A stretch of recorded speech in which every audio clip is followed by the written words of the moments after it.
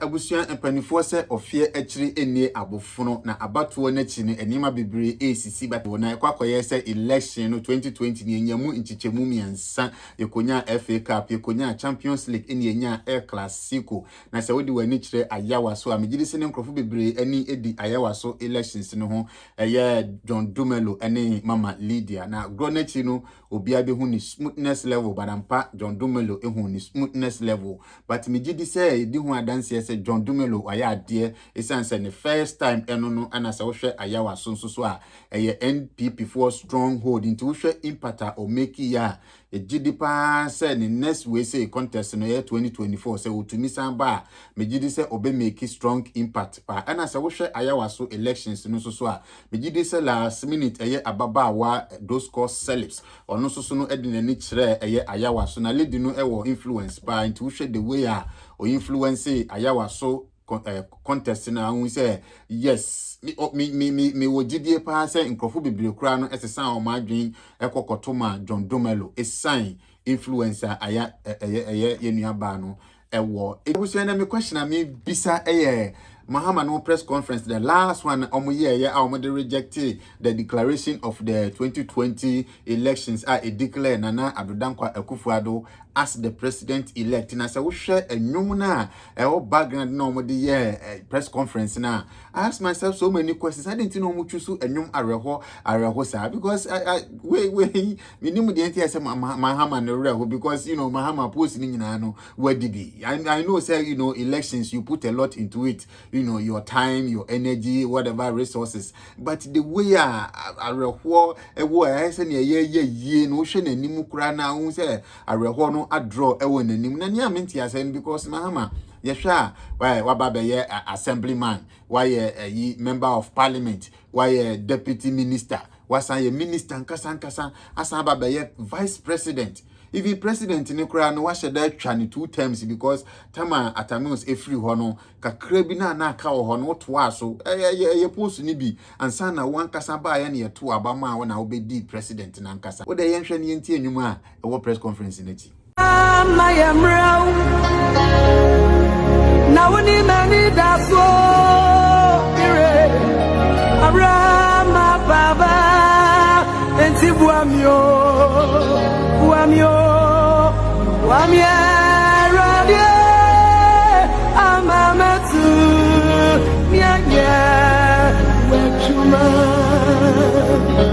Enti sa wo hwa nwumi a wachire na yakokọ ya reho sem a memo de ha me kakra enti me nim de enti a enka so mo de o sebo so ati ase ehun say oh at least yakọ contest no na anko yie enso so no it was keenly contested. Afi ye nyina ye de anija yi bata nwuma reho sa de yesere mo next time mo nsesa nwum no maye afi enso so no Mahama raise another issue say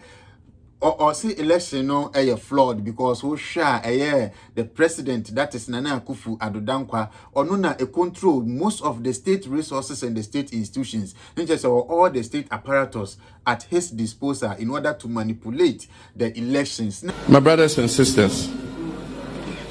it is important to remember that the government that is in power controls all of the state resources and oversees all of the state's institutions. The line he treads between his loyalty to the power that is held by the people and by his own desire to hold on to power can be a very thin one indeed. We went into the 2020 presidential and parliamentary elections with assurances from the Electoral Commission and the relevant state actors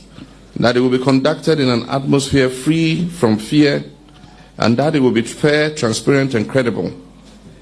Unfortunately, that has not been the case. What we witnessed across the country from Monday, 7th December 2020, exposed a deliberate plan to manipulate and predetermine the results of the election in favor of the incumbent candidate, Nana Akuffo, who, as so happens, controls all of the state resources and oversees the state institutions. se omunim se sadie we say no enya ade na omu nyina no mo ba onwo sesane because so hwa Mahama ba ye no he had the whole chance or we say ni se obetumi e de asesa se ye nim se electoral commission no anase electoral commissioner no eye ne o appointing no ebenya influence e won so a ene yen set up institution bi na omunye so responsibility for that appointment because o appointing will be no nim say onipa na o appointing ni benya influence e won so unya power na onya ho hwe za na de no ete eti wo so ba no so aba appointing obi for senior uba onipa no so betimi aye eniema in your interest enti me gidi say omunyina no omunim say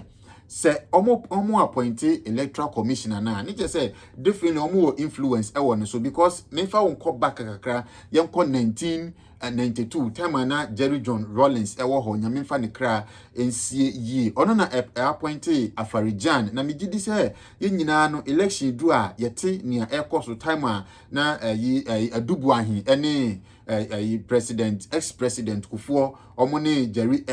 contest ye no yehu accusations ebaye ni nyina ko towards Afarijan the electoral commissioner ni nyina ne say the state apparatus na president ni ewo at his disposal no eno na odi influence the electoral commissioner to do things in his favor essence ono na appointed no na wonim say the sanity enka wunya chance na oba power na won so asesa ne kakra because Afarijan yi omo accuse no it was the same Afarijan no and I would declare as president Akuffo as president owini ye no ono an declare no as president intino why this accusations yensan emra niema mehwe Charlotte say yenim say NDC pen so and he appointed Charlotte say with so many accusations even to the extent they say omu degrade ema sebi Charlotte say and niema bi and okoye ye and ye this position no ema no which was just a good ema ni mu ase we sure prominent people and e can say we say so no omu bae no omo ansesa we say no na omo ankasa afọ omo kwan ya no mo tu Charlotte ye free so ewom say na omo pese omo tu Charlotte say there but ye nyina so ne di hu adanse say Charlotte say e making it so easy for them to senior omo making it so easy ema omo nya kwan etu no e free so ma ne ye mere ema na omo di e free so but senior omo accuse Charlotte say in 2016 the same accusation and omo throw at the lady Charlotte Osei and wa yesei and o yesei and so no time na e win 2016 no the same Charlotte Osei and they declare nana as president elect and so no NDC4 and appointee no yeshua the same thing and happen to tie Mahama and semna or kana interest nana adodankwa Akuffo and appointee the current electoral commissioner intino or influence no so intino the lady will do things in the favor of Nana Addo. That is what exactly Mahama is saying. That is what Mahama is saying. Intini se sana dia no etia aden entina yense sano yenyina yenim se enye. So what I say enim se enye intini se Mahama eka se Nana Addo ewo ho no o influence the electoral commissioner and what do why things in Nana Addo's favor. Niche say the same thing applies to Tama Charlotte say ewo ho. Niche say Mahama nom na appointee no intini omo so no influence oba no Charlotte say omo so mu influence no just say e bia na NDC MPP fo na bio mani ntino omo ntimi amfa eniema amfa ho entini ye nyina no yenim say enya me gidi say esese ye set up independent institution ye be mo responsible for certain appointment na sene be ya bibini a enko kan se wo we na appointee no entini ene na sadia we the same thing na Mahama ekafa asojafo no say Nana Addo eyisu asojafo edi intimidate wo de yentie bi. The use of the military in this election is unprecedented in our history. Armed forces featured heavily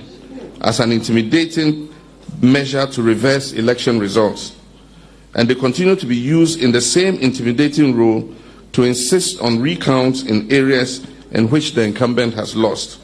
while arm twisting election officers during these supposed recounts. na soldier for kra no eba ne say ne do elections a soldier for get involved me nyi ne say sa ne say yisu ya soldier for Ghana say ne yisu ya soldier for no me gidi say ye tenase a ye betimi aplan ne say bia ntokwasi ayi ye friend ne say Kuwait Afghanistan na sefo ansa ne aka say soldier for enkopata entokwa me gidi say ye tenase a look into soldier for na adwuma pa ye betimi ahyedanya adwuma pa amoma ye oman Ghana ansana ebia se bibi adebia bibi bana se so mu defendia o mu defend ba den pepi ni ya hwa na o mu kopata ntokwa wa ha sei na mu kopata ntokwa wa ha sei. I think said that is where we mostly see the Ghanaian soldiers intini minim de nti asesi involve soldiers ewo election mu intini definitely oh yes because you are friend saying the president is seen as the commander-in-chief of the armed forces. Intino, se soldier for ni bomu and say they are under your command. Intino, obi a true accusation and just that accusation no a legitimate. Intini nimu di NTSS still the scene na yitimi yusu a soldier for a war election. Mu jerry time no jerry no is soldier ni na jerry time on a tram and then say ye ni military rule bium. There was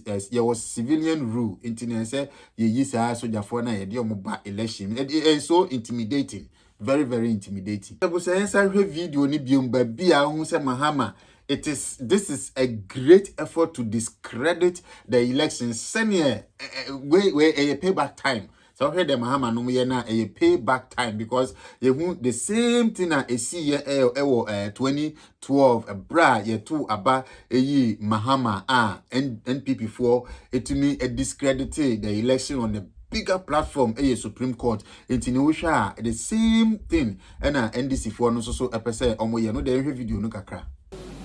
As has been announced by my party, the National Democratic Congress, we are unable to accept the outcome of the election as declared by the Electoral Commission Chairperson, Mrs. June Mensah. These results are flawed and discredited. Into Usha, this is payback time. It's payback time. Even it is clear say a payback time because